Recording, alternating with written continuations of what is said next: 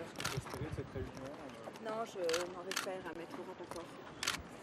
Montée. Oui, encore.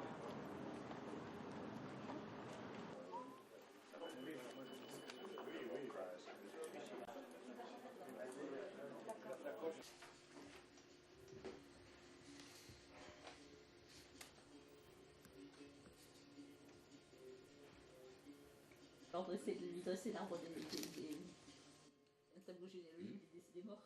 Ah, la mise en examen de M. Perrier me paraît dans la nature des choses.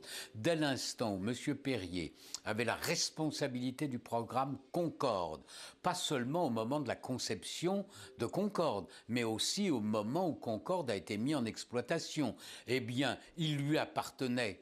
Il a dû connaître, il a connu sans aucun doute les problèmes qui étaient posés. Il y a eu un diagnostic.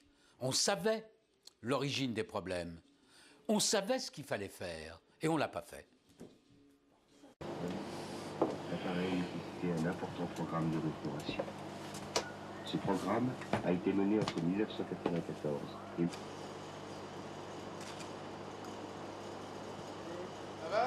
Dans votre métier, effectivement. Le premier prototype de l'avion supersonique de François Dumoulin. Donc là, c'était les postes des ingénieurs d'essai. Celui-ci lui manque des...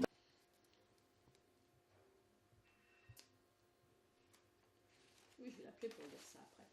Que je me dis d'autres choses. Yes, it's completely normal. Why? Because he was the chief of the Concorde program. He knew what appears, especially in June 79.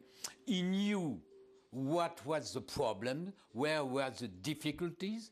He knew what to do. He knew how to do it, and he did nothing.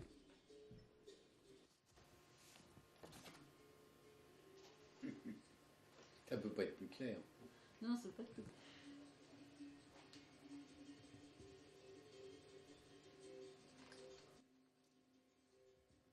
Il y a eu des mises en examen du côté de Continental.